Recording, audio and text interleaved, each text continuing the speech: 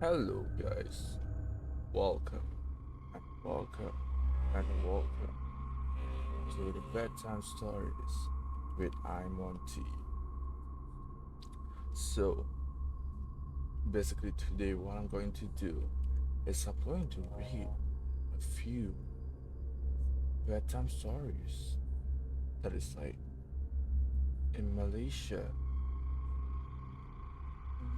Yes. So basically, today, what I'm going to read is true horror stories that happens in Malaysia. It's not really a horror story, but more to like cases and stuff that happens in Malaysia that not much people know about. And another thing to note that is I'm going to do this in Bahasa. So I hope you guys understand it.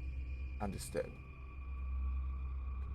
It will be better for me to tell the story about the stories in Bahasa instead of doing it in English, as I am a Malay speaker, a Bahasa Malaysia speaker.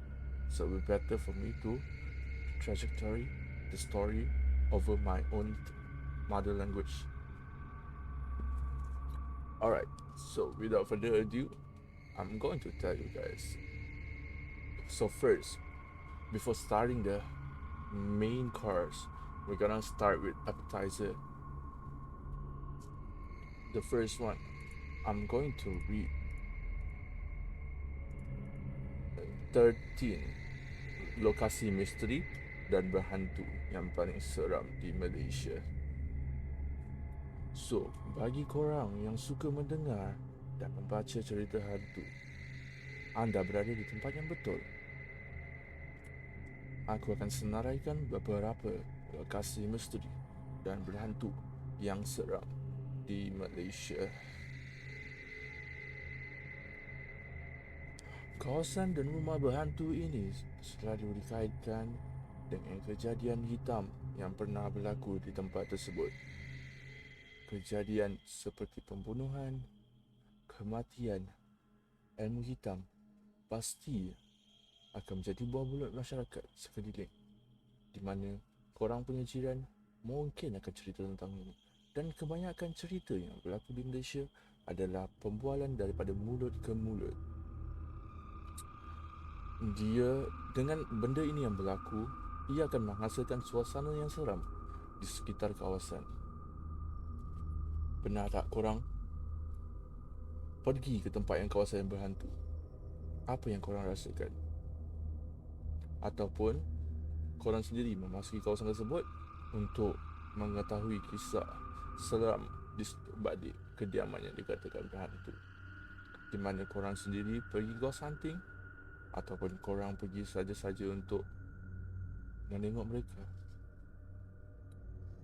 Okey, di sini adalah 13 lokasi yang misteri dan berhantu yang paling seram di Malaysia. Hello Natalie Tay.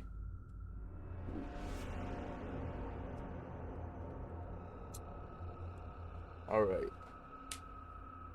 Yang pertama merupakan kediaman Mona Fendi atau Mona Fendi. Mona Fendi adalah nama yang tidak asing lagi bagi rakyat Malaysia dari zaman 90-an. Nama ini juga tidak lari dari dikaitkan dengan hantu. Mona Fendi yang merupakan seorang penyanyi dikatakan telah terlibat dalam suatu ritual yang melibatkan ilmu hitam untuk membantu ahli politik Mazlan Idris mendapatkan kekayaan dan kuasa. Jadi, jika anda merupakan orang Malaysia, anda mungkin telah tahu bahawa telah mengetahui tentang cerita ini, di mana cerita ini adalah sangat famous di Malaysia. Ianya telah menggemparkan seluruh Malaysia dengan kes ini. Okey, ritual itu berakhir dengan ahli politik tersebut dikerat kepada 18 bahagian, ditanam di halaman belakang rumahnya, dan juga banyak lagi. Disebabkan benda ini merupakan satu kes yang agak besar, jadi kebanyakan orang Malaysia telah menukuk tambah cerita ini seperti dia telah mengerat dan juga memasak kari dengan daging ini dan memberi orang makan. Tetapi kesahihan cerita itu kami tidak dapat sahkan. Okey, ada yang mengatakan rumah Mona Fendi yang terletak di Seksyen 12 Shah Alam masih berhantu sehingga kini, dan aku diri sendiri pernah pergi ke sana dan melihat kawasan itu. Ini adalah agak besar, agak luas dan juga seram jika korang ada berdekatan di situ. Dan satu lagi, benda ni orang kata rumah ini masih berhantu sehingga kini disebabkan pada waktu Mona Fendi digantung pada tahun 2001, beliau telah mengatakan bahawa dia tidak akan mati. Jadi, tentang Mona Fendi punya cerita, korang jangan risau. Sebab sebentar lagi, aku akan sajikan korang dengan main course. Okey, yang seterusnya, kes yang pernah menggemparkan di Malaysia, iaitu Villa Nabila. Kalau korang tahu, ada dalam berita bahawa dalam around 60 remaja telah pergi ke Villa Nabila ini dan beberapa orang telah hilang, tidak dapat dijumpai. Ada rumours yang mengatakan bahawa dalam around 16 orang telah menghilangkan diri di Villa Nabila, tetapi telah disahihkan oleh pihak polis hanya seorang yang hilang. Tetapi rupa-rupanya kes itu, lelaki itu, budak itu yang seorang hilang tu bukanlah disorok, tetapi hanya dia telah tidur di rumah girlfriend dia. Jadi ini bukan kes yang seram, saya cuma nak bagi tahu bahawa yang kes itu menggemparkan dunia disebabkan Villa Nabila ini adalah sangat mistik. Villa Nabila ini juga telah dikeluarkan satu movie yang didirectkan oleh Pierre Andre. Dia merupakan satu movie yang telah dikeluarkan pada tahun, jika tidak silap saya, pada tahun 2013 ataupun 2014. Villa Nabila ini adalah sangat famous di Malaysia. Ianya terletak di Johor Bahru. Dan ada banyak kes. Yang salah satunya adalah kenapa rumah ini masih berdiri teguh adalah disebabkan rumah ini tidak boleh dirobohkan. Berikutan daripada movie Villa Nabila, sewaktu mereka hendak merobohkan Villa Nabila ini, sewaktu mereka ingin menghancurkan dinding Villa Nabila ini, terpercik darah daripada dinding ini, dan seterusnya ianya menakutkan kesemua pekerja-pekerja yang hendak merobohkan Villa Nabila ini. Adakah ia sahih? Saya tidak pasti. Villa Nabila juga terkenal dengan cerita seramnya sendiri. Villa Nabila dinamakan di atas nama anak perempuan keluarga yang tinggal di rumah tersebut. Terdapat banyak kemungkinan yang menyebabkan rumah di Johor Bahru ini dikatakan berhantu. Antaranya kematian penghuni villa, pembunuh berantai oleh pembunuh upahan, dan bapanya yang dikatakan membunuh seluruh ahli keluarga kerana mempunyai masalah kewangan. Tidak kisah daripada mana datangnya cerita hantu di rumah tersebut, hanya yang betul-betul berani atau gila di mana akan masuk ke rumah tersebut. Yang ketiga, iaitu Highland Tower. Jadi ini adalah salah satu daripada main course kita untuk hari ini. Tetapi jangan risau, kita akan brief tentang 13 lokasi misteri dan berhantu yang paling seram di Malaysia. Biasanya kalau kita cerita pasal lokasi yang seram di Malaysia, Highland Tower memang tidak akan lari daripada mulut orang. Semua orang tahu apa yang telah terjadi di Highland Tower.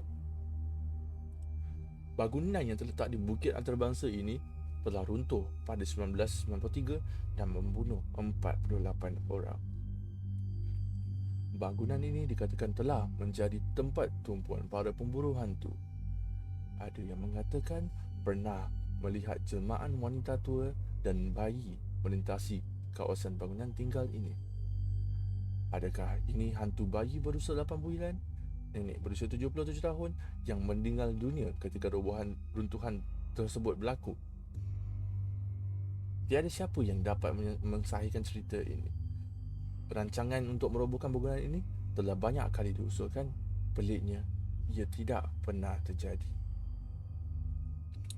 Okey, yang seterusnya ialah Tambun Inn. Tambun Inn merupakan hotel yang terletak di Ipoh. Cerita hantu di hotel ini dikaitkan dengan lokasinya yang berhampiran dengan kubur Cina. Pelanggan yang menginap di hotel ini mengatakan mereka mengalami pengalaman seram, seperti suis lampu dimain, bunyi yang agak pelik didengari, dan ada tetamu yang bangun di bilik berlainan.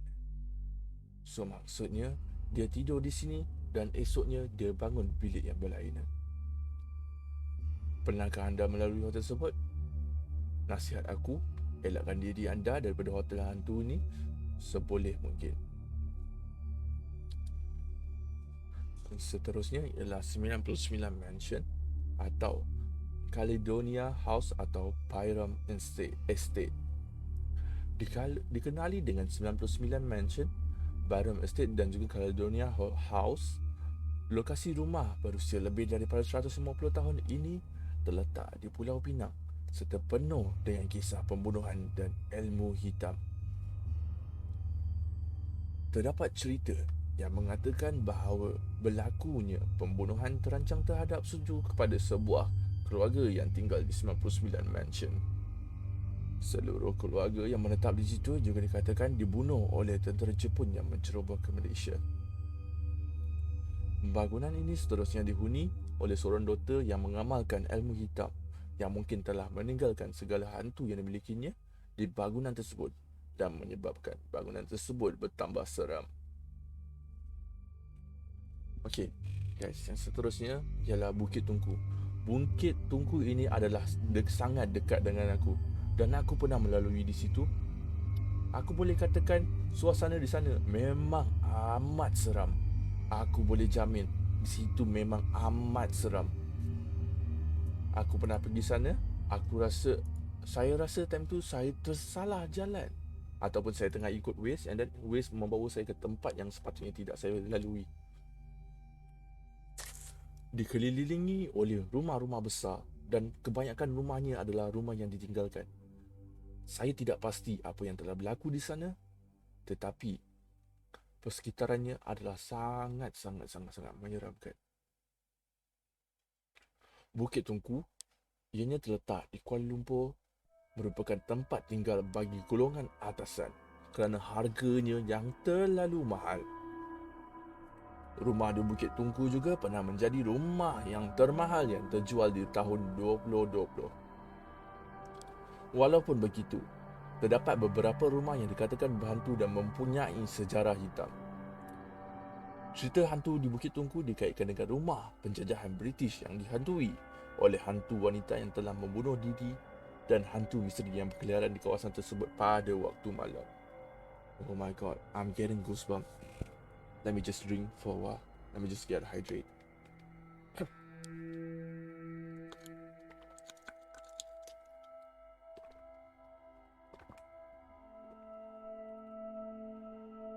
Okay guys.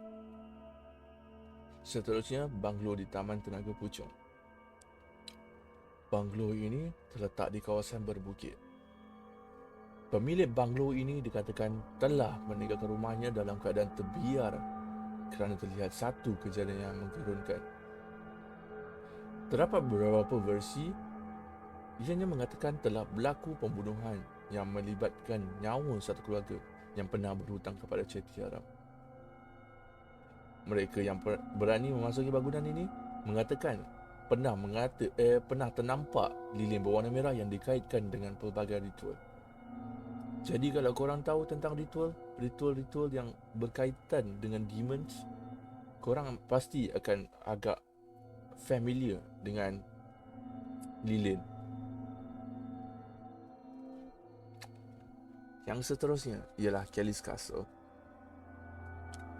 Bangunan ala Scottish ini terletak di Batu Gajah, Perak.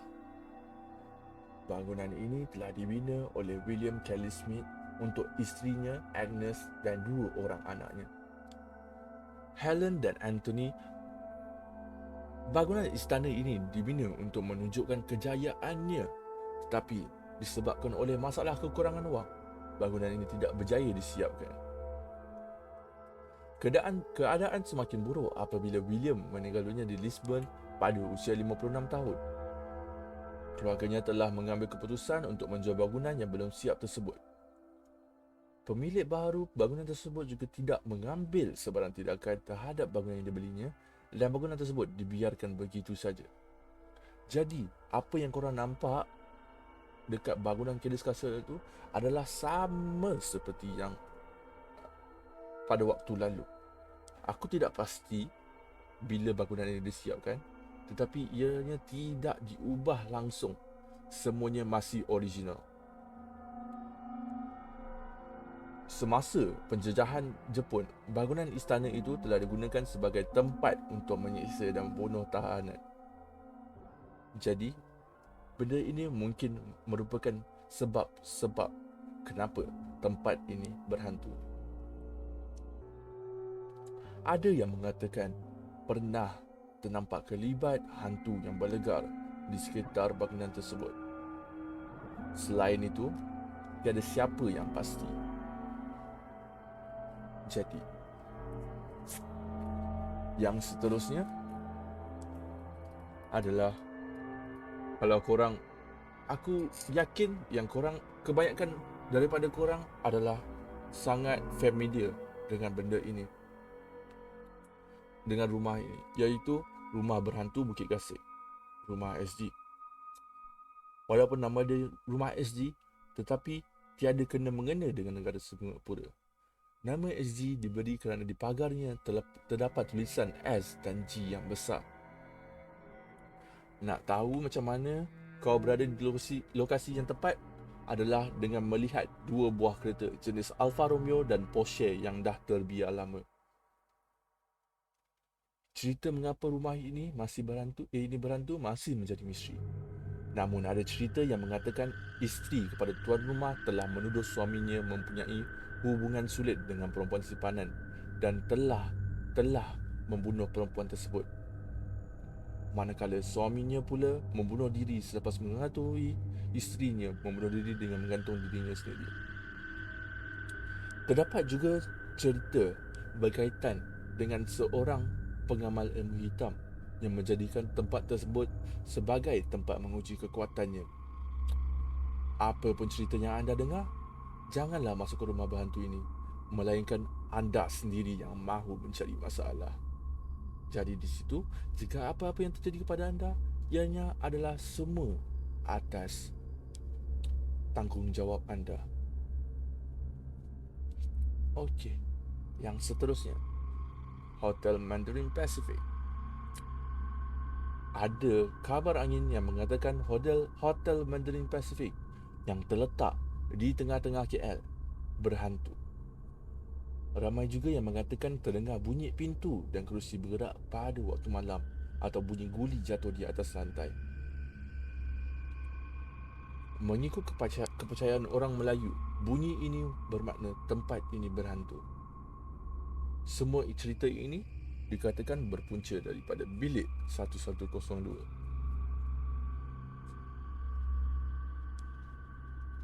Yang seterusnya, First World Hotel. Sukar nak percaya, tapi terdapat cerita mengenai First World Hotel yang berhantu berpunca daripada salah satu mangsa judi yang telah kehabisan wang dan mengambil keputusan untuk membunuh diri. Jadi cerita ini bahawa orang yang telah bermain judi dan membunuh diri di genting adalah sangat boleh dikatakan biasa didengar. Kebanyakan orang pergi ke sana untuk bermain judi, dan bila mereka dah hilang duit, diorang dah habis duit dan diorang kalah, ada banyak cerita yang mengatakan orang-orang yang membuat begitu telah membunuh diri disebabkan tiada apa-apa yang tinggal lagi.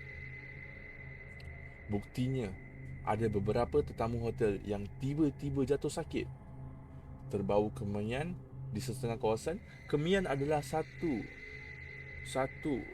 jenis, aku tak tahu macam mana cakap, ianya bukan ingredient masakan, tetapi ia juga bukan adalah sebuah alat, tetapi ianya adalah sebuah kalau tidak silap aku adalah tumbuhan yang digunakan oleh kebanyakan bomoh untuk melakukan ritual-ritual hitam.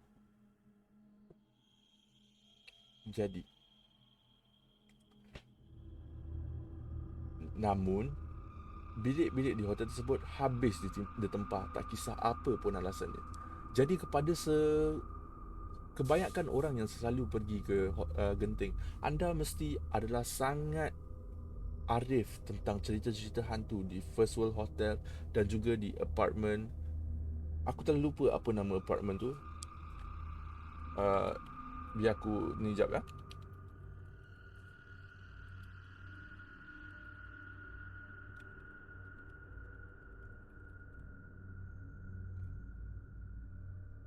Tak silap aku nama dia adalah Amber Court.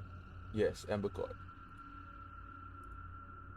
Jadi rumah di Amber Court ini dia dikatakan memang berhantu. Ianya merupakan tempat asrama pekerja asing sejak beberapa tahun lalu. Lebih mengejutkan apabila beberapa lot tempat letak kenderaan di kawasan itu dijadikan tempat penginapan warga asing dengan bayaran serendah 300 bulan. Hantu yang berdiami kawasan itu merupakan sekumpulan, boleh dikatakan, warga asing yang menjadikan kawasan apartmen Mahamiran Pusat Penginapan itu sebagai rumah mereka pada waktu malam.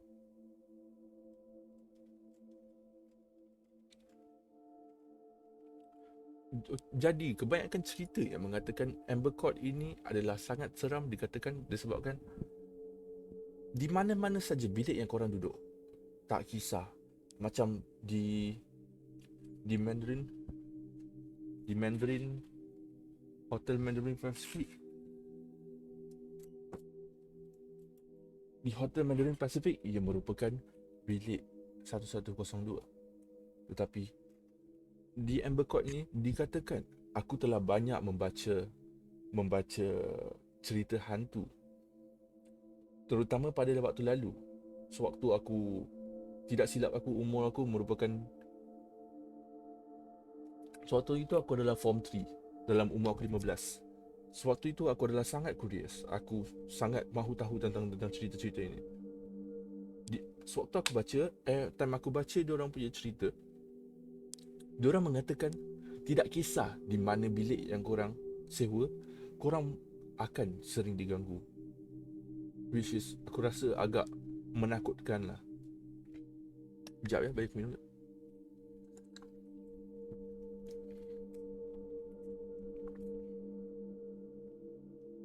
Okey, di situ saja cerita tentang Genting Highland, hotel-hotel Genting Highland. Walaupun ianya berhantu, bilik-bilik di hotel tersebut habis tempat, tak kisah apa pun alasannya.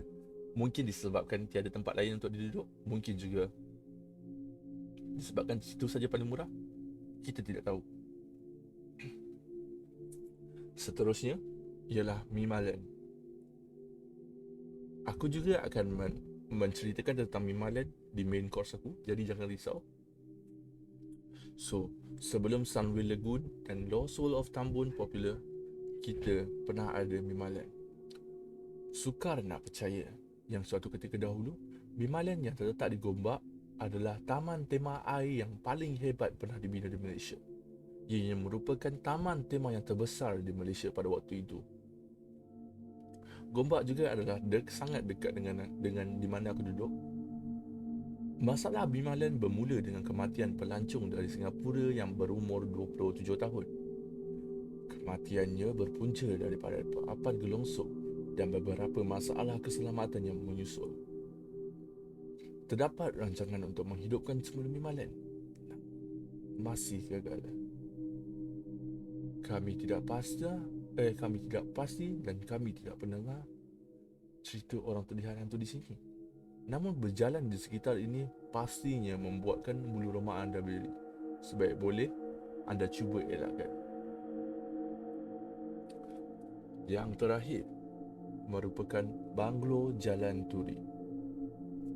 Pada tahun 1992, seorang pengawal keselamatan Banglo ini telah membunuh 2 orang kanak-kanak dan seorang pembantu rumah serta membuang mayat mereka di dalam tangki septik rumah tersebut.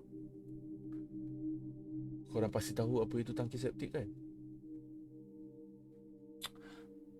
Yang tangki yang di atas, biasanya di atas bumbung.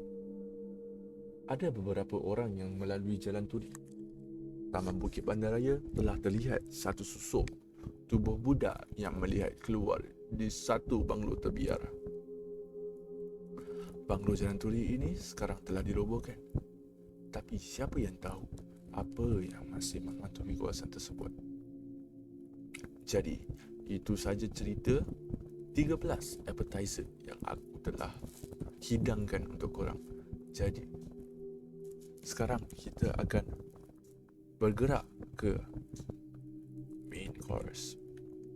So, aku akan buat a little bit of transition sekejap dan aku akan ambil masa dalam around 2 minit atau 3 minit untuk siapkan semua benda, untuk prepare benda-benda yang aku akan guna sebentar lagi. Jadi, see you guys in 2 or 3 minutes.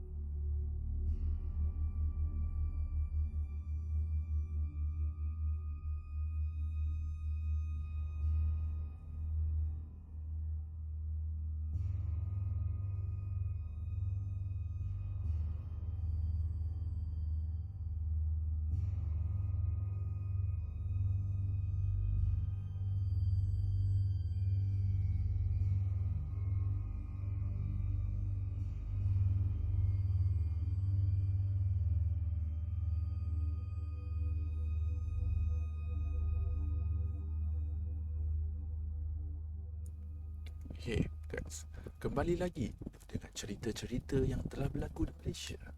Dan aku akan sajikan main course kepada korang. Terdapat beberapa cerita, dan yang paling bagi aku yang paling nice adalah tragedi Highland Towers. Aku akan ceritakan tentang kronologi dan trilogi yang berlaku pada waktu-waktu itu, dan juga kisah-kisah yang berlaku, dan juga rumor-rumor yang telah diberikan oleh penduduk-penduduk di sekitar itu. Dan yang seterusnya, aku akan ceritakan tentang Villa Nabila. Dan juga yang ketiga merupakan Mimaland.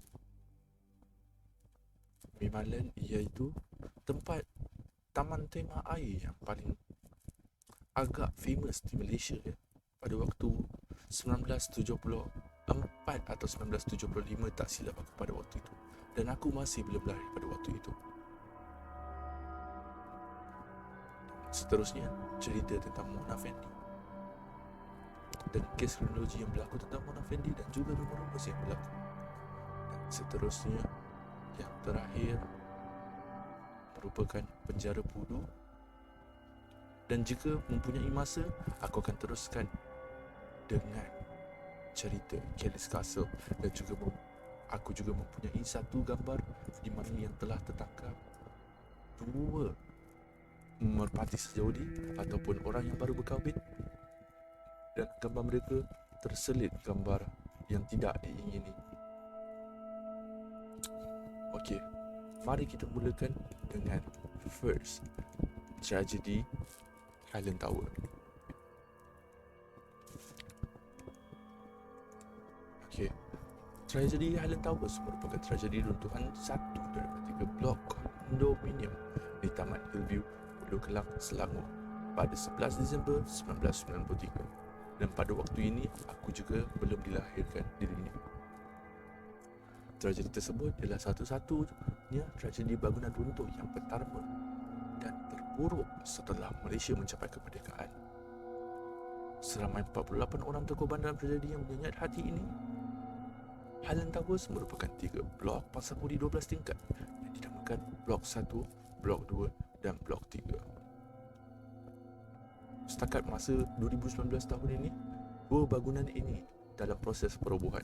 Tetapi apa yang aku dengar bahawa telah banyak proses perobohan yang telah dicadangkan dan cuba untuk dijadikan, tetapi masih tidak tahu sebab apa ia masih tidak dirobohkan, walaupun benda ini sudah lama. Okay, so kita start dengan latar belakang. Highland Towers terdiri daripada blok 12 tingkat, dibina secara berperingkat antara 1974 dan 1982 di pangkalan barat Bukit Curam yang kemudiannya teres meluas pada awal 1980-an. Di mana kalau korang pergi Highland Tower tu, korang akan nampak dia merupakan di atas bukit. Dia bukan di atas bukit lah, lebih kepada lereng bukit. Sebab Highland Tower ni sangat dekat dengan rumah aku. Dan setiap kali aku mahu ke Ampang ataupun aku mahu ke belah Ceras dan di mana belah-belah situ Sungai Besi, aku memang akan nampak Highland Tower ni di tepi highway. Blok 1 dibina 1977, paling selatan. Blok 2 dibina 1979, sedikit tinggi daripada dua yang lain dan dekat masuk ke bukit. Dan blok 3 dibina di sebelah barat laut blok 1 dan barat blok 2.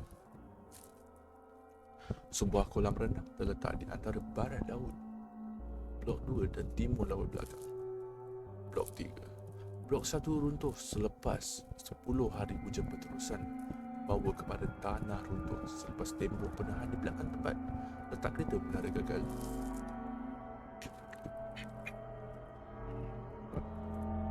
Sorry guys, my acid reflux is like going up. I have to like burp for. Menara adalah rumah kepada keluarga kelas pertengahan mewah. Peratusan penduduk adalah ekspatriat terkenal pada 1980-an dan awal 1990-an. untuk menjadi tempat yang popular untuk orang-orang kaya yang membunyikan perempuan-perempuan simpanan mereka.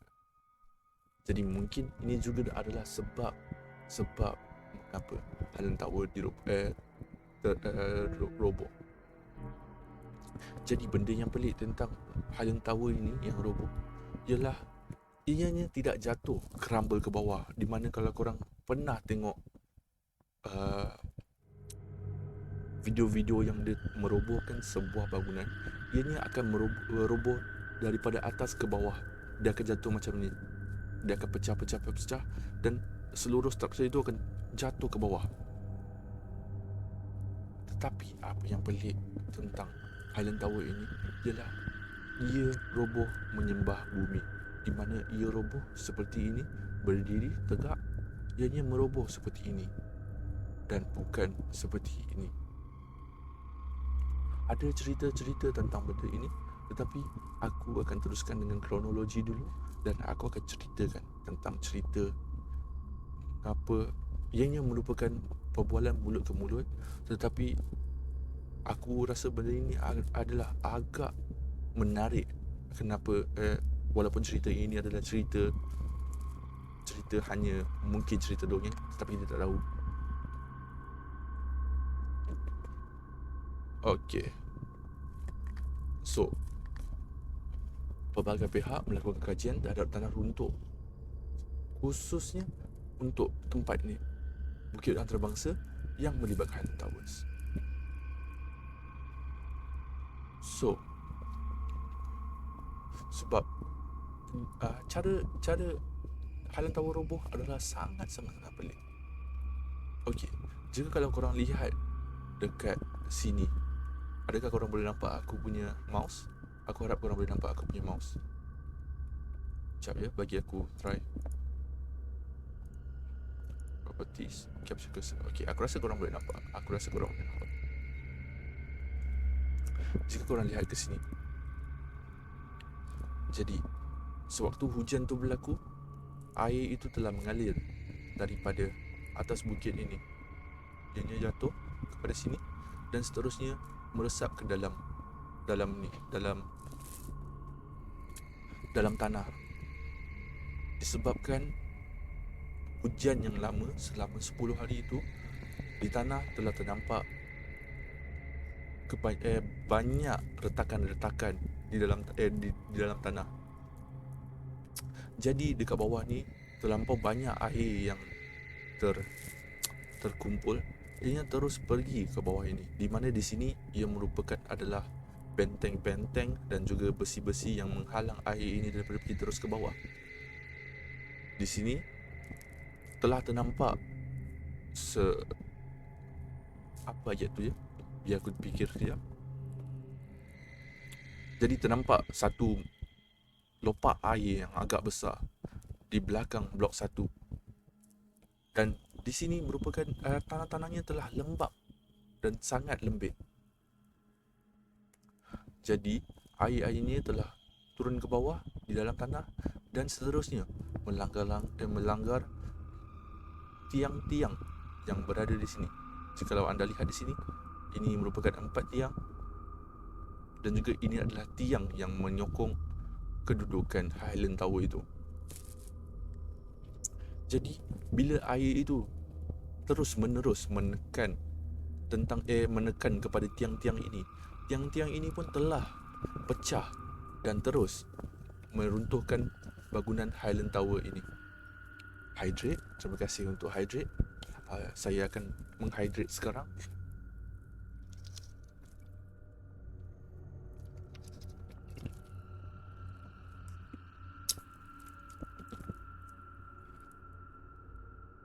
Jadi setelah air-air ini telah pergi ke bawah ini, kalau anda nampak di sini, terdapat, boleh dikatakan, hollow punya tempat yang telah membuatkan keseluruhan struktur ini tidak stabil. Dan seterusnya, setelah semua benda ini terus dan menerus melanggar ke tiang-tiang ini, jadi Highland Tower pun jatuh menyembah bumi. seperti yang aku cakap tadi, ianya jatuh tidak ke bawah dan ianya jatuh menyembah bumi. Ianya jatuh ke seperti kalau anda jatuh tersadung di mana anda berjalan and then anda jatuh anda macam ni. Lain bagi bangunan kalau mereka roboh, mereka akan roboh ke bawah, mereka tak akan roboh macam tu. Jadi itu merupakan salah satu yang mereka anggap pelik, tak pernah berlaku. Okay, seterusnya kita akan lihat ini merupakan gambar yang telah tertangkap sewaktu bangunan ini jatuh, roboh. Kalau anda lihat, bangunan ini telah sengit seperti ini. Ianya merupakan, aku tak tahu macam mana dia boleh tangkap. Mungkin time tu aku tak pasti sebab time tu aku masih belum lahir. Aku tak pasti kalau masa tu kamera dia tengah tengok, maybe dia tengah tangkap gambar apa ke apa, sebab dia nampak macam tersedia untuk mengambil gambar inilah. So aku tak pasti apa yang berlaku. Tetapi ini merupakan satu gambar yang agak menarik. Sebab sewaktu tertangkapnya, korang boleh nampak yang clouds di bawah itu. Korang boleh nampak asap-asap di bawah itu yang menandakan bahawa bangunan itu akan roboh. Dan pada waktu itu, tak silap aku, mereka telah merasakan bahawa bangunan ini akan roboh. Mereka ada rasakan getaran-getaran yang berlaku di bangunan ini. Jadi pada waktu itu aku tak pasti beberapa orang, mungkin ada beberapa penduduk yang telah berlari ke bawah dan mungkin ada setengah yang masih tidak merasai apa-apa. So mereka masih duduk di dalam tu. Okey, yang seterusnya. Ini merupakan gambar bangunan itu sewaktu ia telah roboh. Jadi kalau korang nampak, blok 2 dan blok 3 masih ada di situ. Blok 2 adalah blok yang tertinggi di belakang itu dan blok 3 adalah blok yang seterusnya. Hydrate, terima kasih si Amcal untuk hydrate. Saya akan hydrate sekarang.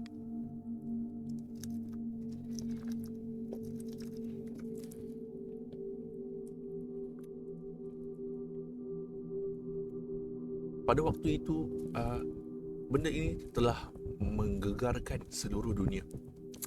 Seluruh Malaysia. Sebab kes ini adalah amat memilukan. Okay, di sini merupakan gambar-gambar yang sewaktu proses menyelamatkan dan mencari. Okey, antara kematian rasmi yang dikeluarkan oleh pihak berkuasa adalah 48 orang. Walaupun sumber-sumber lain memberi nombor lebih besar daripada 55. Mangsa kebanyakan rakyat Malaysia dengan 12 warga asing, Britain, 1 Jepun, 2 India, 2 Korea, 3 Filipina dan 3 Indonesia. Antara mangsa ialah Carlos Abdul Rashid, anak kepada bekas timbalan Perdana Menteri Tun Mushita dan isterinya Rosina Datuk Abu Bakar. Jadi kalau tidak silap aku, hanya beberapa badan yang telah ditemui di situ. Dan masih ada badan-badan yang masih belum ditemui di situ. Jadi mungkin satu hari nanti kalau, sebab ada ura-ura bahawa Highland Tower akan dirobohkan dan dijadikan tanah rekreasi. Sama ada ia akan jadi berhantu atau tidak, itu aku tidak pasti.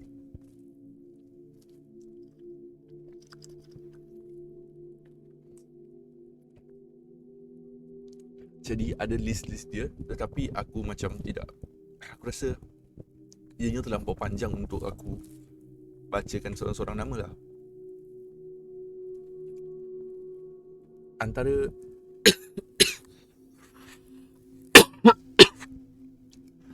cerita-cerita yang menarik ialah ada 2 orang yang telah dijumpai, ataupun 3 orang, hanya 3 orang. So sewaktu proses penyelamatan dan juga pencarian, penyelamat mendengar ketukan dan suara sehingga ke hari ke-7 selepas keruntuhan. Jadi bayangkan macam mana dia masih cuba untuk hidup pada waktu itu. Tapi Hanya 3 orang yang dapat ditemui, termasuk bayi, telah ditarik keluar dari runtuhan hidup-hidup dan hanya dalam tempoh 24 jam. Salah seorang daripada mereka kemudian mati di hospital. Jadi daripada 3 orang yang telah diselamatkan daripada situ, hanya 2 orang yang masih selamat. Hanya 2 orang yang masih hidup. Dan yang lagi satu itu telah mati di hospital. Punca-punca kenapa Highland Tower-nya roboh? Yalah, seperti yang aku cakap tadi, musim tengkujuh di Malaysia bulan November, Disember. Pada tahun tu, kalau tak silap aku, hujan memang melampau tentu. Dia hujan lebat yang amat melampau sampai boleh menyebabkan banjir kilat dan tanah runtuh. Tetapi jadi aku macam duduk dekat KL, aku duduk di Kuala Lumpur. Jadi benda itu adalah bukan, boleh dikatakan bukan masalah yang besar lah bagi aku. Tetapi banjir kilat selalu berlaku, di mana kalau aku pergi ke kawasan-kawasan highway, setengah highway akan banjir dengan air tu. So blok 1 Highland Tower ni runtuh selepas hujan yang turun 10 hari berturut-turut, menyebabkan gelongsoran tanah selepas tembok penahan tempat meletak kereta kondominium itu runtuh. Kadar air yang luar biasa menyebabkan tahap kelembapan tanah, kekuatan struktur tanah, keseimbangan dan lain-lain yang menyebabkan dia runtuh. Aku rasa tak silap aku, terdapat kesilapan dan reka bentuk tembok pertahanan itu yang dibina, sebab tu benda tu boleh jatuh. Dan dikonfirmkan bahawa sebab Highland Tower ini runtuh adalah disebabkan pergerakan bawah tanah, air bawah tanah, yang sistem saliran itu tidak sempurna. So proses pembersihan dalam menebang pokok membabitkan sebahagian kawasan itu, menyebabkannya membentuk sasaran saliran dari atas bukit terus ke kawasan berhampiran dan pasir budi berkenaan. So yang macam aku tunjuk tadi, kita pergi balik dekat yang gambar tadi. So di sini ianya merupakan hutan lah sebelum ini. Jadi disebabkan kebaikan penebangan pokok, right? Jadi dia punya saluran air yang bertakung tu tak dapat diserap oleh pokok-pokok yang berada di sekitar itu. So disebabkan itu, ianya berlaku tanah runtuh. So ada rakaman video sebelum ini tahun 1992 yang menunjukkan air mengalir turun dari lereng bukit ke keliling kondominium Highland Towers ketika hujan lebat.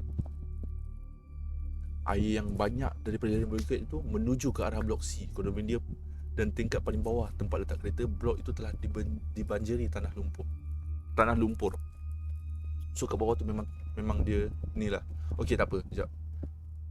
Hello, where's this tower located? Oh, okay, so this tower is located in Ampang, Bukit Antarabangsa. And also, hello, I'm Chatu. Thank you very much for coming by. First time chat from viewers. But today I'm doing a story about like in Bahasa Malaysia, so I hope you can understand Bahasa Malaysia as well. So kita akan cari video yang aku katakan tu.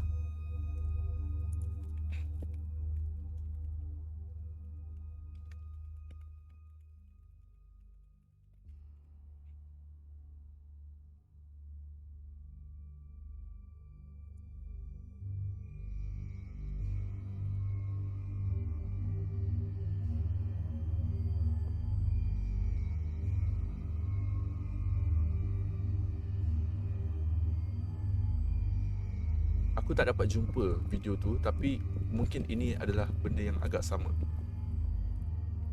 So kita akan lihat sewaktu Highland Tower tu roboh lah.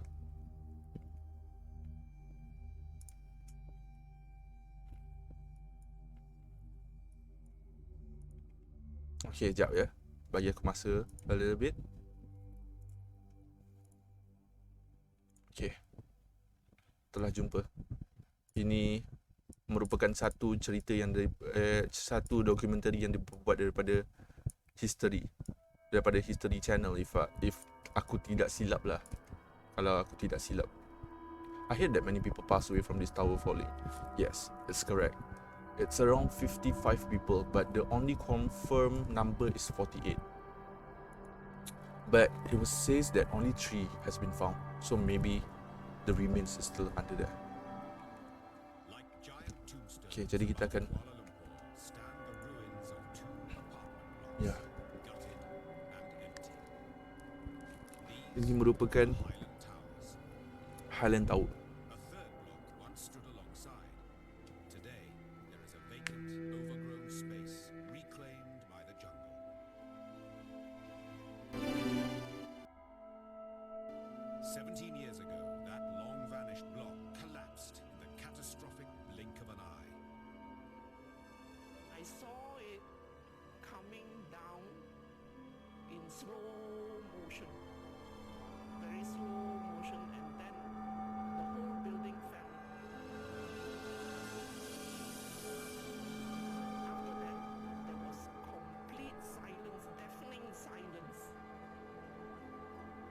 Ya, ini adalah pada waktu-waktu tragedi itu lah.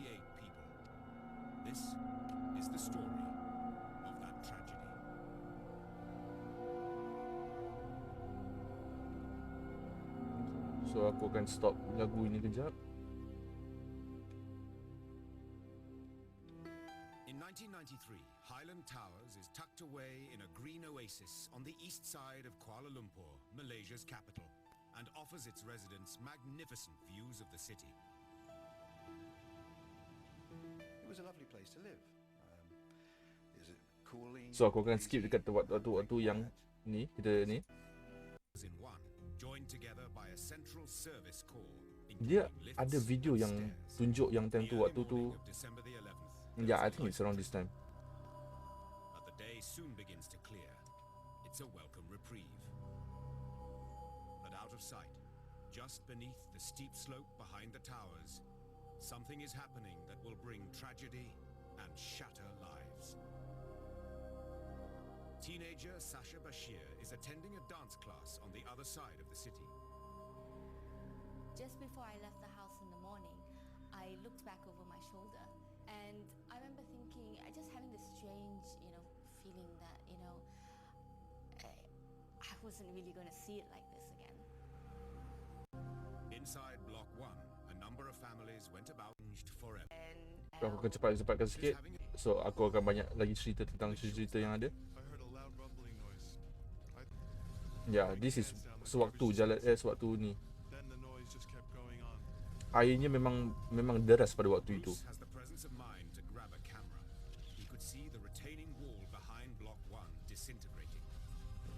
I saw movement on the hill of what looked like something underneath the grass. It was rippling, and then everything was kind of pouring out of that big hole in the retaining wall. Inside her third-floor apartment, Sasha Bashir's mother, Annette, realizes that something is terribly wrong. The second daughter was at the really we ran Vision that saves her life. Ini merupakan salah satu yang aku cakap tadi, di mana mereka telah perasan yang bangunan itu telah bergegar, jadi mereka telah turun.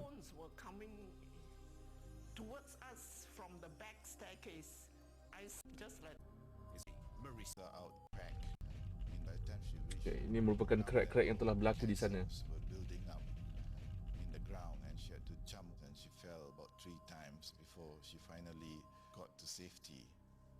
we ran. The building starting. I don't want to get killed by a piece of flying concrete.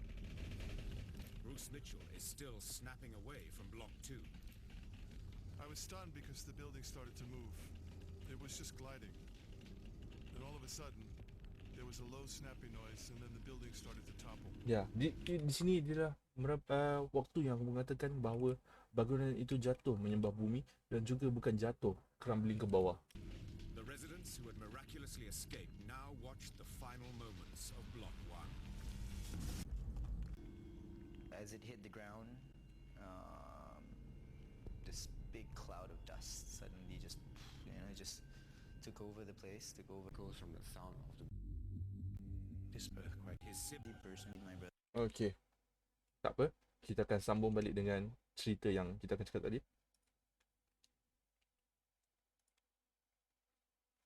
Okey, yang seterusnya bangunan tu pada 11 Disember 1993. So, sebenarnya rumah ini telah berdiri di situ agak lama, dalam round 14 tahun begitu, ataupun ya lebih kurang macam tu. So yang terselamat merupakan pembantu seorang penghuni rumah kondominium di tingkat 7, Umi Rashidah, 22 pada tahun itu, dan anaknya Nur Hamidah Najib yang dapat diselamatkan. Dan seterusnya, yang orang yang ketiga yang diselamatkan ialah Nakajima Shizue, 50, wanita rakyat Jepun yang terselamat daripada runtuhan itu. Tetapi ianya meninggal dunia di HKL pada 12 jam tengah malam. Nakajima mengalami pendarahan dalam yang teruk. Ianya merupakan sebab kenapa Nakajima telah meninggal dunia. Okay, so aku akan lebih cuba untuk skip sikit dia punya kronologi. Tapi pada 13 Disember, sekumpulan anggota penyelamat Perancis bersama 2 anjing pengesan turut menyertai operasi. Mereka menggunakan teknologi pengesan degup jantung dan menebuk lubang 4.5 meter dalam jawatan kuasa kabinet ditubuhkan khusus untuk menangangi semua masalah berhubung tragedi pangsapuri Highland Towers. Pada 15 Disember, pasukan penyelamat telah menjumpai 6 mayat, termasuk 2 yang hancur menjadi cebisan daging dan terkorak dalam runtuhan itu. Antara yang dijumpai lengan kanan yang mempunyai gelang, 1 tengkorak dan cebisan daging serta serpihan tulang. Jadi daripada situ korang boleh tahu macam mana ianya merupakan satu tragedi yang meragut nyawa yang agak teruk. 4 mayat reput telah dijumpai, 2 rakyat Korea dan 2 rakyat tempatan. Pasukan penyelamat memutuskan untuk menggunakan mesin pemecah konkrit dan keluli serta juntolak untuk mengangkut runtuhan konkrit bagi membuka laluan. So pada 16 Disember, Umi Rashidah dan Nur Hamidah dibenarkan keluar daripada HKL. So lepas tu pasukan penyelamat berjaya menemui mayat-mayat yang terdapat dalam tu lah. 25 mayat termasuk seorang yang memeluk Al-Quran ditemui di tingkat 12. Turut ditemui mayat seorang wanita yang memakai sari dan sedang memeluk seorang kanak-kanak dipercayai anaknya. Ianya adalah amat menyayatkan hati. Sekarang, pada keadaan semasa, 2 blok itu masih teguh berdiri utuh. Pada tahun 1955, terdapat perancangan untuk membaik pulih blok 2 dan 3 untuk didiami semula. Namun, pemeriksaan mendapati bangunan itu tidak lagi selamat untuk didiami. Maka satu-satunya pilihan yang ada ialah merobohkannya. Pihak berkuasa menyatakan 2 blok itu, blok 2 dan blok 3 tidak selamat diduduki. Akan roboh bila-bila masa dan mereka mesti pindah ke lokasi lain. Tetapi sehingga kini masih tidak roboh atau runtuh. Jadi korang bayangkan pada waktu itu ianya mengatakan bahawa bangunan ini tidak lagi utuh untuk didiami. Tetapi pada 2021 dan aku boleh confirmkan yang bahawa bangunan ini masih utuh, masih teguh berdiri. Aku tak tahu, ada banyak cerita bahawa yang bangunan ini telah dicuba untuk dirobohkan, tetapi tidak ada satu pun yang orang katakan terjadi ataupun boleh dikatakan yang jadi yang mereka akan robohkan. Tetapi tak silap aku, pada tahun 2020 ataupun 2021, antara kerajaan ataupun developer telah menyatakan bahawa mereka akan membina kawasan rekreasi pada pada sekeliling Highland Tower itu. Mereka akan robohkan Highland Tower dan terus membinakan sebuah kawasan rekreasi. Jadi jika kalau korang tanya aku lah, aku akan cuba untuk tidak pergi ke sana. Walaupun jika tempat itu cantik, aku tetap akan tidak pergi ke sana.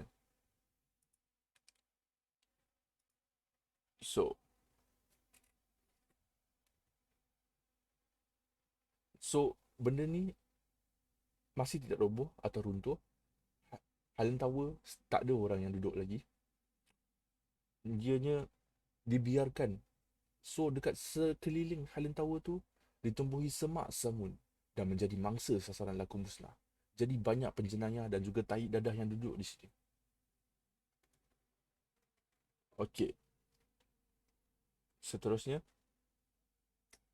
aku akan ceritakan salah satu, boleh dikatakan, mimpi yang dialami oleh seorang penduduk di Highland Tower tu. Dia mimpi dikelilingi kain putih sehari sebelum blok 1 kondominium Highland Tower di Ulu Kelang Selangor runtuh seolah-olah menjadi petanda tragedi buruk bakal berlaku pada keluarga Umi Rashidah Khairul. So kalau korang faham mimpi dikelilingi kain putih, kalau korang faham, aku harap korang boleh faham.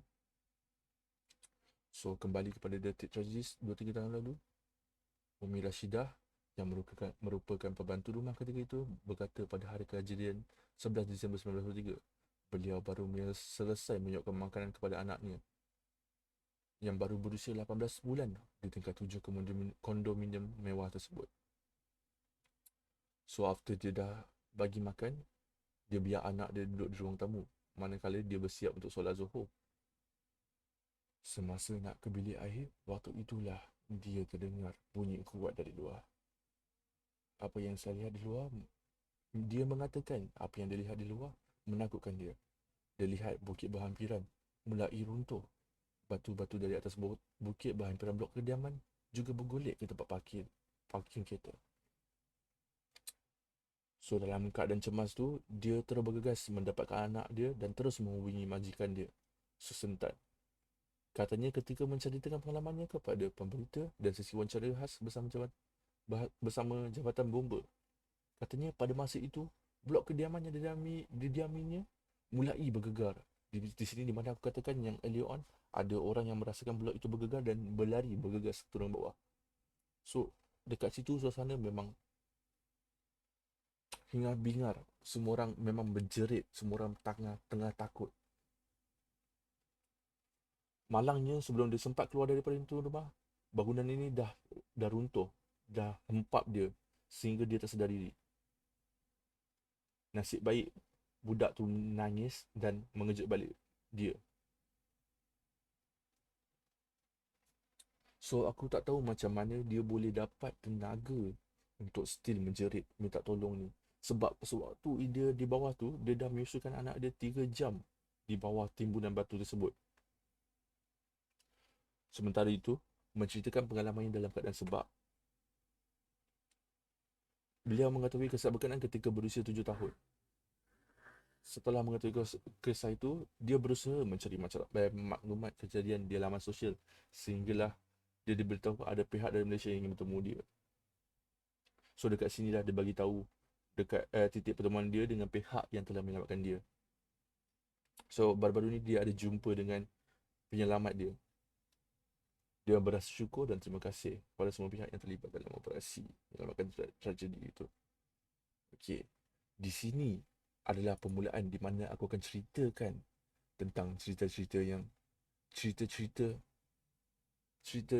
kabar angin yang dibualkan dari mulut ke mulut. Jadi aku tak tahu bahawa cerita ini sahih atau tidak, tetapi ini adalah sangat menarik. Jadi kita akan teruskan dengan okey, apa yang aku nak bagi tahu ada 3 cerita. Yang first ialah 2 orang lelaki berbaju putih sewaktu Highland Tower itu roboh. Jadi sebelum mula, bagi aku minum dulu .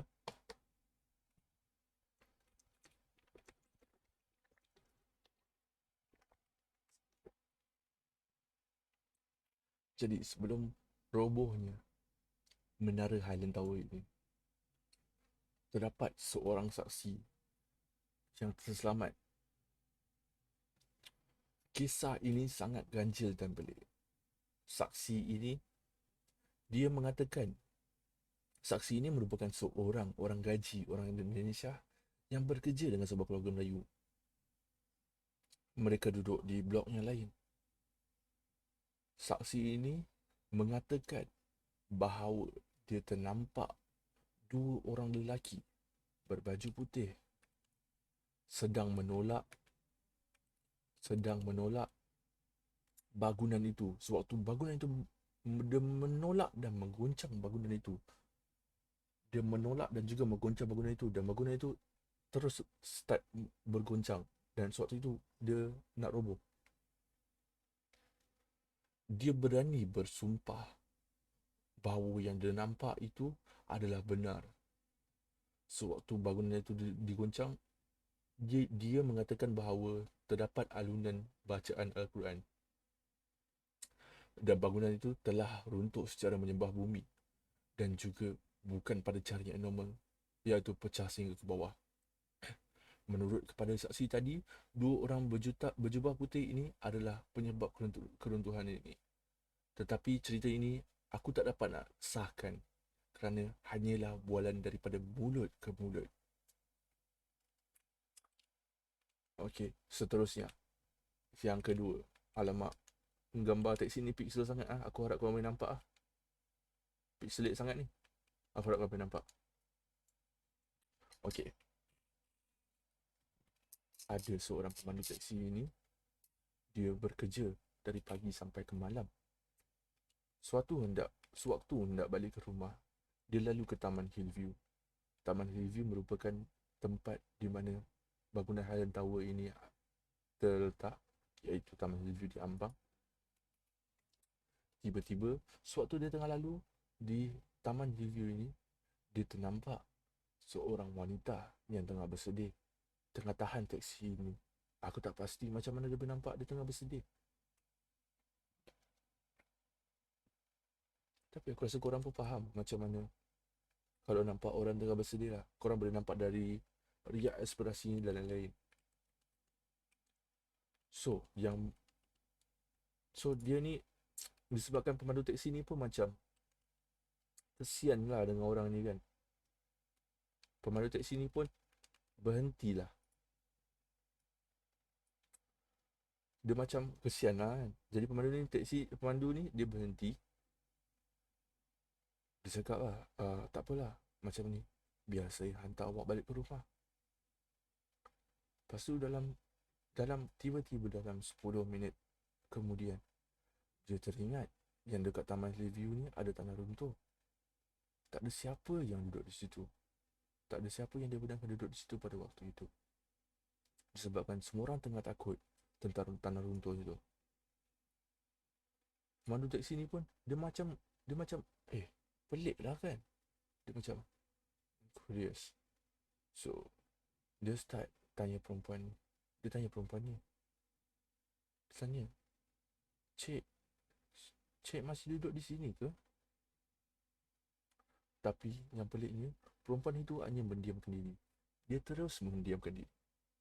Jadi dia macam, pemandu teksi tu masih macam, kenapa perempuan ni tak nak jawab soalan aku ni? Dia pun tanya lagi sekali, Cik masih duduk di sini ke? Jadi tiba-tiba dalam around 3 minit macam tu, perempuan tu start jawab. Dia jawab, sewaktu bangunan tu runtuh, saya ada ke dalam, dan kedua-dua kaki saya pun dah putus. Cuba abang tengok kaki saya ni, kudung dan berdarah. Pakcik teksi ni dia macam dah start, dia takut nak pusing. Jadi kalau korang pun, aku rasa korang akan takut untuk pusing. Sebab macam takut nak pusing ni, takut nampak benda bukan. Tapi disebabkan perasaan dia ingin tahu abang teksi ni kan, so dia start lah pusing. Dia pusing kepala, and then dia nampak kaki. Ini bukan gambar sebenar ya. Ini sahaja je. Dia nampak kaki perempuan itu memang berdarah dan berlumuran darah dan kudung. Memang tak ada dah. Jadi dengan perasaan takut, pakcik ni pun meninggalkan tempat itu. Sebab lepas tu dalam around 5 minit, dia malah nak layan lah kan. Dia jalan, lepas tu perempuan tu dah hilang. Dia terus meninggal tempat itu dan menekan pedal minyak dengan sangat kuat. Tapi kisah ni juga aku tidak dapat sahihkan kerana ialah perbualan dari mulut ke mulut seperti yang aku cakap tadi. Kisah yang ketiga ini ada juga di dalam movie Highland Tower yang telah dikeluarkan oleh Pierre Andre. Okay. Dia ada seorang hantu ni yang bernama, tak silap aku, Afi or something. Dia tak ada pun dekat tempat tu, tapi dia ikut balik. So Afi tu merupakan orang yang betul. So kira kawan-kawan dia. So ada seorang student ni, dia ni jenis yang memang suka explore benda-benda yang seram. Jadi malam tu dia sangat bosan. Dia macam bosan, aku nak buat apa malam ni? Dia macam, okay, tak apa, malam ni aku nak pergi explore tempat Highland Tower tu. Since orang cakap Highland Tower tu berhantu, tapi dia macam nak sangat tengok.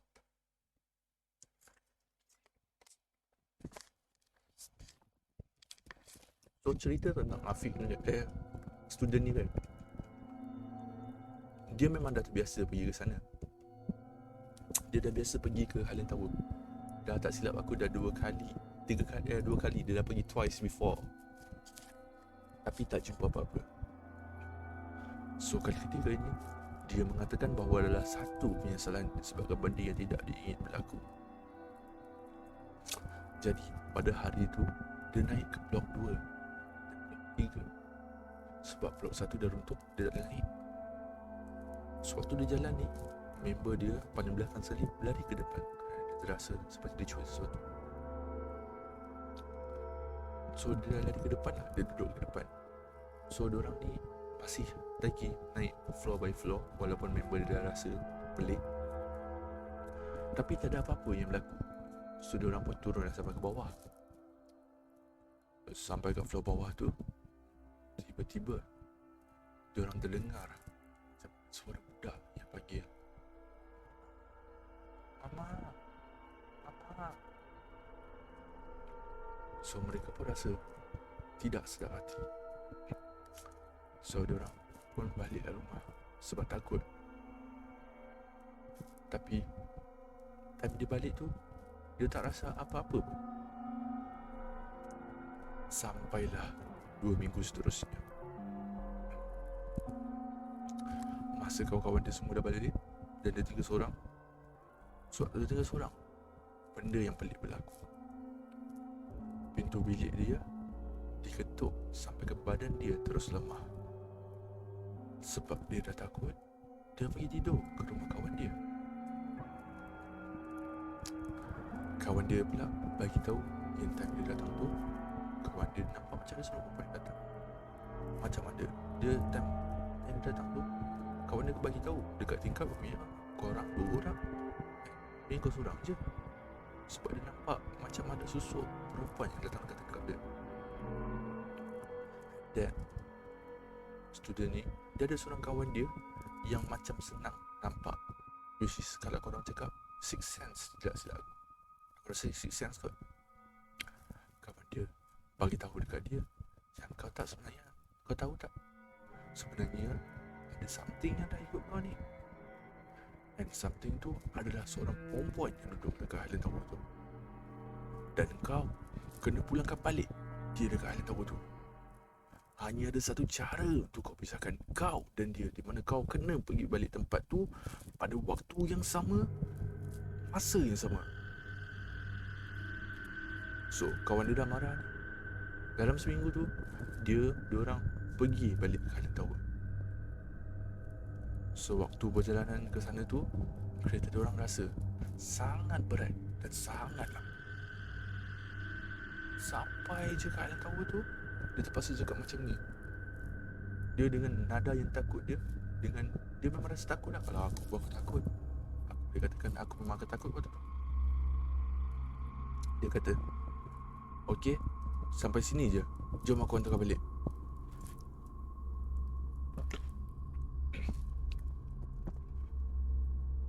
I'm sorry guys, my FSD vlog is going up.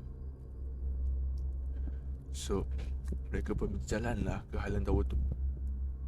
Sampai di pintu masuk, dia cakap, sampai sini je aku boleh hantar kau. Tapi orang balik tu, diorang dapat rasa macam ada benda yang tertinggal, iaitu benda yang dia bawa balik tu. So bagi aku dekat sini je lah cerita tentang Highland Tower aku. So kalau korang kena stay kat sana, dapat duit dan lain-lain, adakah kau akan lakukan? If you guys have to stay at Highland Tower, let's say if someone is giving you the money to stay at Highland Tower, would you do that? Would you do that? I'm pretty sure I won't. Okay, the next one, let me see. So this is the thing. Tidak, no legs and everything else. Next one. If you guys have watched the recent movie Dukun. So Dukun ni cerita dia tentang satu kisah benar di Malaysia, iaitu Mona Fendi. Mona Fendi merupakan, if they pay me over 9 million, I will, I don't know man. Would you stay if, like, you know, stuff like that will happen? Like spooky stuff will happen to you? I wouldn't, man. Okay, next, let's go. So kalau korang tahu tentang cerita Dukun yang telah ditayangkan di Malaysia dan terlalu banyak censorship yang berlaku, yang dilakukan oleh Umi Aida, ianya merupakan suatu cerita yang telah diadaptasikan daripada sebuah kisah benar yang berlaku di Malaysia. Mona Fendi ataupun Mazna Ismail, nama sebenar, merupakan seorang penyanyi dan bomoh wanita Malaysia. Beliau telah jatuhkan hukuman gantung sampai mati pada 2 November 2001. So beliau ni dilahirkan sebagai Maznah binti Ismail pada 1 Januari 1996. Dia merupakan penyanyi dan pernah mengeluarkan album pertama tajuk Diana 1 pada tahun 1987. Ketidakupayaan Mona dengan baik dikatakan menjadi punca beliau beralih ke arah bidang perubatan tradisional. Muhammad Afendi merupakan suami ketiga Mona dan menuntut ilmu persilatan di Indonesia. Beliau mempunyai seorang anak perempuan yang bernama Masnana Afendi. Pada tahun 13 Julai 1993, Azlan Idris telah menamai Mona Afendi bagi mendapatkan bantuan lain untuk meningkatkan kejayaan politik beliau dan mendaki tangga parti. Beliau telah dipelawa oleh Mona Fendi dan pasangannya untuk mengambil bahagian dalam satu upacara ilmu hitam di rumah Mona Fendi tersebut. Datuk Mazhar Idris telah meminta dibaring di lantai dengan mata tertutup sambil menunggu wang untuk jatuh dari langit. Seperti yang diberitahu oleh bomoh tersebutlah, so mereka lah. Tiada wang yang jatuh, tapi hanya sebilah kapak yang jatuh. Datuk Mazhar Idris telah dipancung dan badannya dikerat dan sebahagian kulitnya tersiat. Mayatnya ditemui dipotong kepada 18 bahagian dan ditanam di sekitar rumah Mona Fendi di negeri Pahang. Jadi korang bayangkan, 18 bahagian dipotong. Ianya seperti kedengaran seperti korang potong ayam. Manakala this one is a human. Jadi Datuk Mazhar Idris dilaporkan hilang pada 2 Julai 1993 selepas dia telah keluarkan 300,000 daripada beberapa buah bank di Kuala Lumpur. Sehari selepas pembunuhan itu, Mona Fendi telah pergi membeli belah di Kuala Lumpur dan kemudian membeli sebuah Mercedes-Benz serta menonjolkan wajah baru. Apabila disoal, Syahrani Hussein telah membuat kenyataan kepada pihak polis yang membawa kepada penemuan mayat Datuk Mazhar Idris. Tidak mengejutkan, Mona Fendi dan suaminya segera menjadi suspek utama. Jadi, Mona Fendi ini dia telah dijatuhkan hukuman gantung sampai mati pada pagi Jumaat 2 November 2001 di penjara Kajang yang baru saja dibuka. Sebelum fajar pada pagi Jumaat, ketiga-tiganya digaring dan kepalanya ditutup dalam sel-sel mereka yang sebelahan dengan bilik hukuman. Mereka kemudian dibawa ke tiang penggantungan dan 3 tali gantungnya dalam gaya Inggeris yang bergantung dari tiang logam. Kaki mereka diikat pada perantara boleh gerak dan tali gantung mereka disesuaikan sekeliling leher mereka. So, pada 5.59, drop telah dijatuhkan dan ketiga-tiganya telah jatuh ke bawah. Hukuman gantung sampai mati tersebut telah disaksikan oleh sejumlah kecil penjaga penjara. Jadi, pada waktu ini kan, pada waktu mereka digantungkan, terdapat kabar angin yang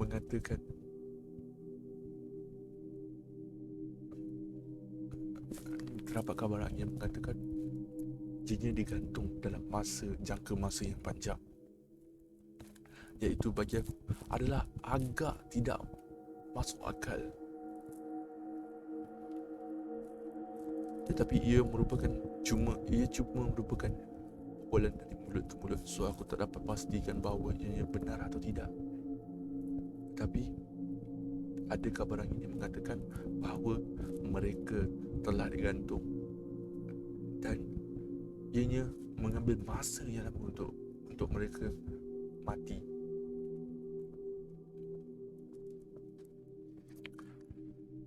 So, ada satu cerita yang aku akan bacakan daripada salah satu penduduk di Kajang, di penjara Kajang, berdekatan dengan penjara Kajang. So, cerita ini ialah merupakan satu cerita daripada seorang lelaki yang mendakwa dirinya anak kepada kaki tangan penjara. Anak kaki tangan penjara Pudu, penjara Kajang, maafkan aku. So, dia kata waktu dia berlaku ni, dia duduk di penjara Kajang lebih daripada tahun. First of all,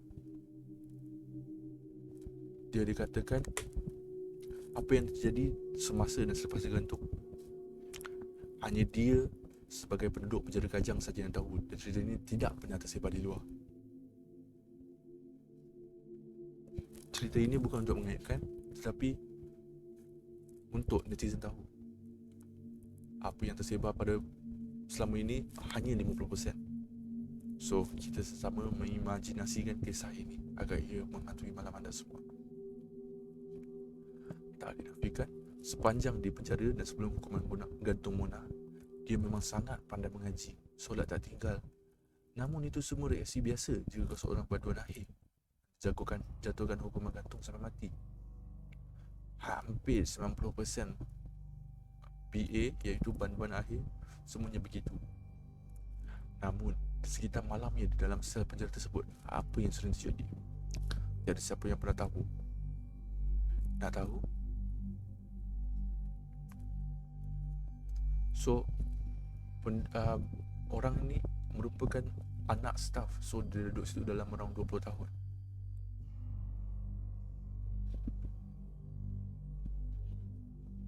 Tapi ada cerita yang orang katakan bahawa Mona ini boleh berada di 2 tempat yang berbeza, di mana ada orang boleh nampak dia dekat sini dan Cokiat pada masa yang sama. Tetapi dikatakan orang nampak Mona di Cokiat bagai itu adalah tidak betul. Apa yang tak betul? Tempat itu tak betul. And yeah, she can be at 2 places at the same time back then. How? Only God knows. So, long story short, if you guys have watched Mantara before, it's a Malay movie. So in front of the cell ada mantra-mantra ataupun pagar yang dibuat di depan pintu ini. Tapi ada satu cerita. Mona selalu menghadap ke dinding sel, berborak setiap malam selepas isyak dan sebelum subuh. Apa yang diborakkan tak dapat didengar dengan jelas, tetapi ada beberapa warden yang dapat dengar sedikit percakapannya tentang misi malaikat. Misi apa? Dia tak tahu. So, pada hari yang dia menjalani hukuman gantung pada 2 hari bulan 11 2001. So, seperti semua orang BA yang lain, iaitu banduan akhir, Mona juga tidak dikecualikan, terdapat soalan selepas dia selesai solat subuh. Penjaga banduan itu bertanya, penjara itu bertanya, apa permintaan terakhir? Kebiasaannya banduan akan meminta tinggalkan pesan apa-apa ataupun bagi tahu waris bahawa dia sayang diorang pakaian menyesal. Selepas dia ajukan soalan itu, korang tahu apa yang Mona minta? Dia meminta kemenyan. Seperti yang kau tahu tadi, kemenyan adalah salah satu alat untuk memuja. So kenapa dia minta kemenyan? Aku tak tahu.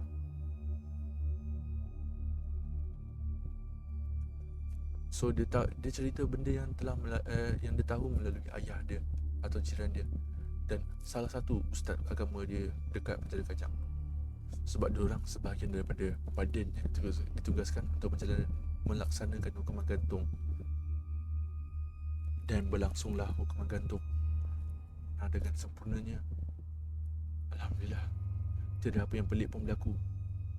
Until diorang periksa jasad Mona untuk pastikan segalanya selesai. Bapa dia dan setengah warden sangat terkejut. Sepanjang 35 tahun pengalaman kerja, inilah kali pertama orang kena hukuman gantung. Tiada setitik lebam pun di leher jenazah. Kalau kau kebal macam mana sekalipun, besi dekat tali gantung itu pasti meninggalkan kesan bengkak pada leher jenazah. So macam mana jadi macam tu, tak logik. Hanya Allah yang mengetahui, ataupun hanya Tuhan yang mengetahui. Dan selesailah segala urusan hukuman. So semua dah settle. Kebanyakan orang di situ pun dah macam lega sebab dah tak ada lagi banduan yang ditakuti ramai.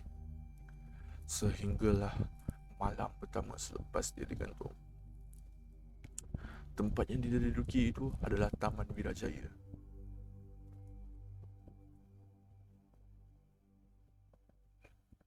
So malam itu orang ramai, pakcik-makcik dan anak semua muda mulalah bersembang tentang cerita ini. Sampai pukul 11 malam lebih kurang tu, seorang demi seorang beransur pulang. So pencerita ini masih lagi lepak dengan kawan-kawannya pada pukul 2:30 pagi. So dia daripada rumah, dia dari situ dia terdengar orang depan blok cerit. Dia masa itu masih steady lah, tak panik. Cuma dia orang balik nak bagi tahu kat mak ayah mereka. Masuk rumah dengan niat nak bagi tahu parents. Dia bunyi jiran dia terdengar bunyi jiran dia menjerit. Ayah dia bertanya, betul ke ni? So ayah dia panggil ke kawan dia, iaitu Zul dan Wan.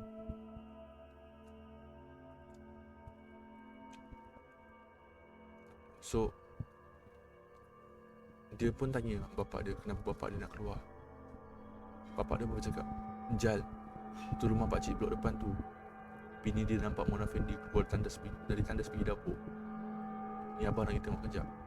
Kau tunggu dengan mak dekat rumah. Kunci pintu dah pasang ruqyah. Ruqyah itu merupakan satu ayat suci daripada Al-Quran yang dibacakan untuk menghalau hantu-hantu ini.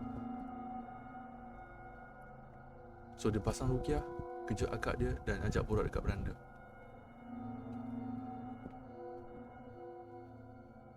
So beranda rumah dia ni hadap ke blok makcik yang menjerit tu. So daripada situ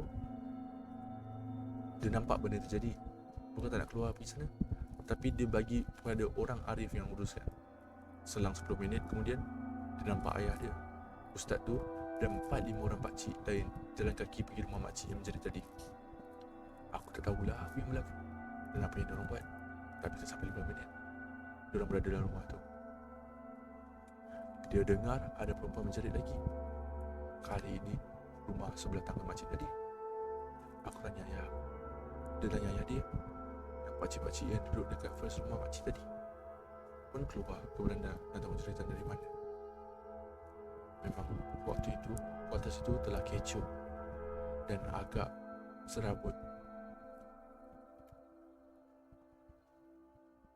Yang menjerit ni bukan lagi makcik, tetapi kakak kepada kawan dia. Orang muda menjerit bukan main kuat lagi. Tapi selepas itu dia pun perasan beberapa buah rumah terus terpasang lampu. Pukul 3 pagi ada perempuan jerit. Sesiapa pun boleh terbangun. Dia yang dengar pun lagi rasa nak pecah telinga. So pada waktu ini dia keluar nak tengok, sebab tu rumah dia. So dia terus pergi ke arah ayah dia. Dia masuk, tapi dia luar. Maklumlah, biasanya kalau anak muda kena duduk luar je, boleh jengah ke dalam saja. So dia nampaklah kakak pada member dia ni menangis, bukan main. So dia apa yang dia dengar, kawan kakak dia kata, "Sumpah mak, I duduk kat situ, kakak sumpah." Sambil sambung nangis. Ayah dia tanya, "Betul dia? Dalam hati, siapa je tak macam Mona?" Aku bagi member aku dan tanya, "Betul ke kakak kau nampak?" Dia cakap, dia pun nampak.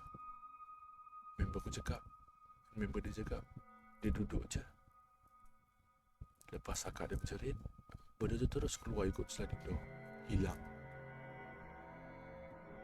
Rumah member dia tinggal 3 kat situ. Pasal benda macam tu, lepas dia dengar macam tu, dia pun faham.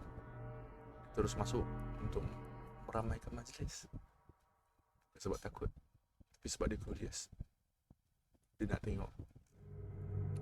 So masuk rumah, tengok ustaz dan pakcik-pakcik bagi pelayanan kat dia. Call sana sini, bagi tahu info. Dan dia tengok bawah flat ramai orang berkumpul. Tak sampai setengah jam. Nah kau, terdengar lagi suara perempuan menjerit di belakang. Kali ini blok aku tetap bukan rumah aku. Nasib baik.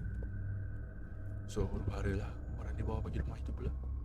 Aku tak ikut dah. Dia tak ikut lah this time. Pasal dah tahu sangat dah apa punya punca. Sampai satu rumah ke satu rumah dia masuk. Habis orang dia panggil buat pagar sana sini.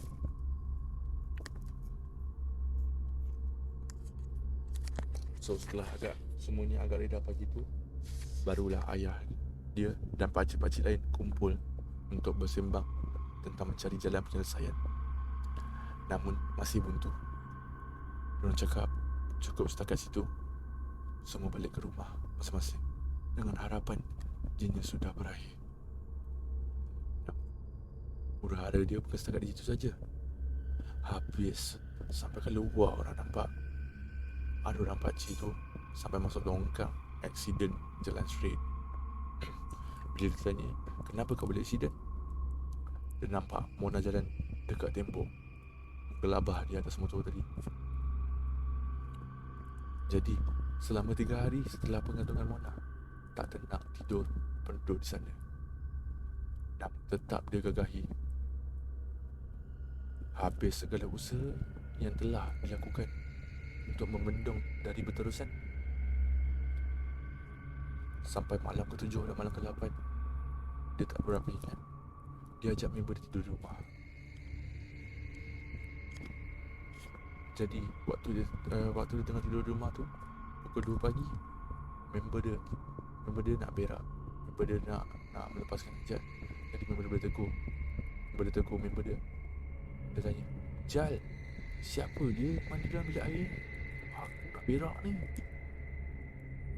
Aku nak marah dia tak sampai hati, sebab dia lagi besar dari aku. Dia pun memberanikan diri, cakap, agak aku dah tukut. Dan si kawan dia bercakap, sedap akak kau nyanyi kan? Jadi si Jal ni dia termenung dengan suara itu dengan teliti. Bila dia dengar, mampus, bukan suara agak aku, bukan suara mak aku. Diorang tak pandai nyanyi. Otak dia berpusing. Dia fikir macam mana caranya untuk menghilangkan rasa. Dia fikir macam nak hilangkan rasa nak berak member dia ni. Sebab dia pasti dan yakin dalam bilik air tu bukan mak dia atau kakak dia. So, dia cuba untuk memberanikan diri. Dia ajak member dia keluar bilik usah keadaan. Dia buka pintu dan keluar tengok ruang tamu. Mak dia tengah sedap tidur dan adik perempuan dia. Lepas tu bilik akak dia masih tutup. Masih lagi tertutup. Bilik air, shower terpasang dan lampu terbuka. Ayah dia kerja pada waktu malam. Dah tak kedengaran suara nyanyian tadi. Tapi bohonglah kalau aku tak ada rasa ragu-ragu nak buka. Dia pun apa lagi, terus pasang rukiah dan suruh member dia buka pintu bilik air. Member dia ni bagus, jenis patuh. Terus ketuk pintu bilik air sambil berkata, Akak kat dalam ke ni? Ijan sakit perut ni. Tiada jawapan. Apa jadi? Member dia lari dan masuk ke dalam bilik, tinggalkan dia kesorangan. Jadi dia pun mencarut. Dia punya dah resah. Dia ketuk-ketuk sampai terbuka pintu bilik air. Dan tiada siapa di dalam. Hanya air shower terpasang. Dengan pantas, ditutup semua dan baring dekat ruang tamu bersebelahan adik dan mak dia.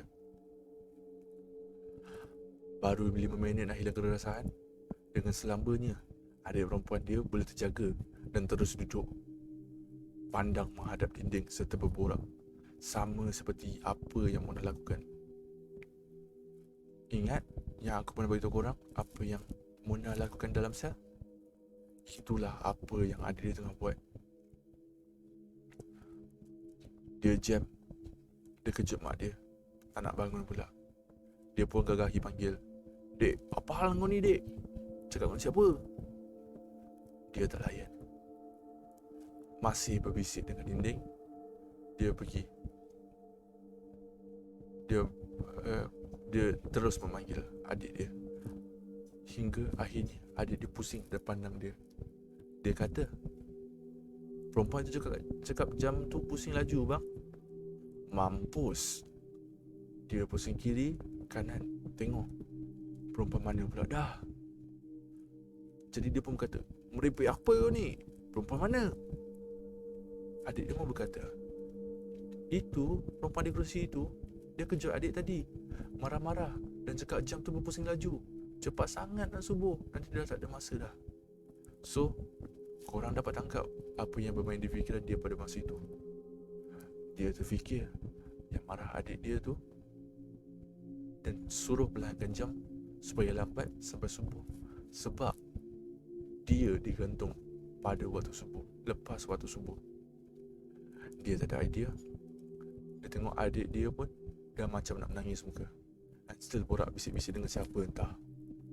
Aku tarik baringkan dia.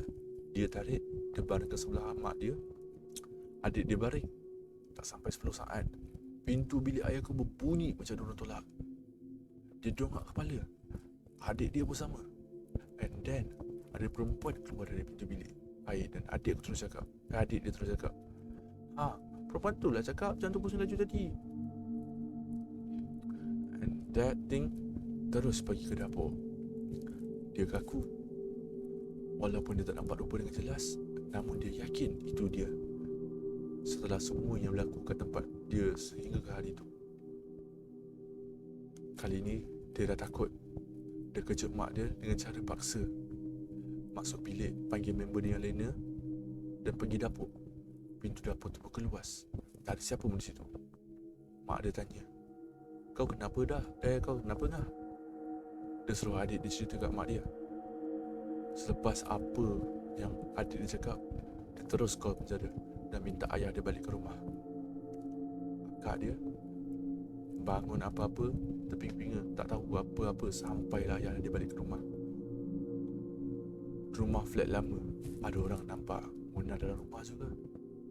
Selepas rumah dia, berjagalah mereka sehingga ke subuh. Setelah seminggu berkawasan perumahan di panas, ia berjaya dipulihkan oleh seorang yang memang arif dalam hal, yang mengatakan segala amalan Mona tidak habis dibuang semasa dia masih hidup. Dan apa segala amalan yang tinggal di hujung hayat dia, itulah yang mengganggu perumahan dia pada masa itu. Dengan diiringi cerita yang aku tak pasti kesayangannya, mengatakan yang Mona mengucapkan sebelum nafas terakhirnya. Dia mengucapkan, aku tak akan pernah mati di dunia ini. Jadi, hello Mengupuyau, Aperture. Sekarang ni aku akan cerita pasal cerita Mona Fendi. Okey, disebabkan kita cerita pasal penjara, aku akan terus dengan cerita terakhir, iaitu cerita tentang penjara Pudu. Jadi, kalau korang tahu penjara Pudu ialah penjara yang terkemuka di Malaysia yang terletak di Jalan Hang Tuah. Ianya berada di tepi Times Square. Kalau korang pernah pergi Times Square, ianya digunakan untuk mengurung 200 orang banduan. Penjara Pudu ini telah dibina di atas tapak bekas tanah berkuda Cina. Jadi aku tak nak masuk lebih detail tentang benda-benda begini. Jadi aku akan terus skip ke cerita seram, sebab aku rasa masa pun dah tak cukup. So kalau korang nampak, ini adalah penjara Pudu. Ianya terletak sebelah Times Square dan terletak di tengah-tengah bandar. Okey, mari terus ke. Ini merupakan potret banduan akhir. Potret ini tentang seorang banduan akhir. Potret ini, dalam gambar ini adalah seorang banduan yang pandai melukis. Dia melukis potretnya sendiri sebelum dihukum gantung. Warden memberitahu lampu di bilik itu akan dipadam. Namun dalam kegelapan itu, potret itu dikatakan seakan bercahaya seolah-olah hidup. Ada juga yang mendakwa potret itu ada kalanya menangis bila hari hukum gantung seorang itu semakin hampir. Ia ditangkap kerana terlibat dalam demonstrasi jalanan. Masa warden offer nak bawa Mia dan kawannya yang lain untuk melihat potret ini, dia menolak kerana takut. Tapi kawan-kawan bagi tahu yang lukisan itu bercahaya pada masa itu keadaan gelap. Yang kedua, bilik banduan akhir. Ia dipanggil bilik terakhir sebab ia merupakan bilik bagi penjerang yang kesalahan berat sebelum dihukum gantung sampai mati. Di bilik terakhir ini lah pesalah akan menangis, merentak, mencerit dan bercakap seorang diri. Pesalah jadi begitu sebab tak kuat semangat untuk menempuh hari kematian esok harinya. Menurut warden yang masih ada di penjara Pudu, semasa proses kosongkan sel, mereka selalu terdengar suara-suara sayu meminta tolong dan menangis dari bilik itu. Tolong, tolong. Ramai bomoh dan pawang yang dipanggil untuk membersihkan bilik tersebut. Menurut mereka, suara-suara itu adalah daripada roh-roh pesalah yang tidak tenteram setelah tarik gantung. Yang ketiga merupakan kisah sebenar pegawai penjara. Ketika membuat perodaan, mereka akan disakat lembaga hitam yang menunda tajam. Ada juga bayangan kanak-kanak bermain dan perempuan berjalan di tengah lorong penjara. Banyak kali gangguan sebegitu berlaku dan mengganggu pegawai petugas serta banduan. Ada beberapa kawasan yang sering menjadi laluan makhluk halus sini, seperti tangga, pintu masuk ke bilik tidur staf dan juga bilik akhir. Pernah juga beberapa kali dia rasa ditolak dari belakang. Penduan juga pernah bercerita dengan dia. Ada seorang lelaki berjalan di tengah-tengah sel dan muka mengerikan, ingatkan wadahnya pemberontakan. Tetapi bila dah tahu, mereka hanya akan berdiam diri saja. Dia cuba untuk sentuh lembaga itu. Tiba-tiba ia gaib.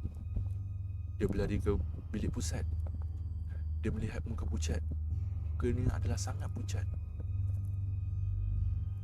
Mereka, pegawai, tahu penjara penuh ini kadang-kadang berhantu. Mereka kena buatkan diri sahaja. Jadi kawan-kawan kepada warden itu suruh dia untuk rehat dulu. Siapa duduk belakang tu, tak apa. Ini merupakan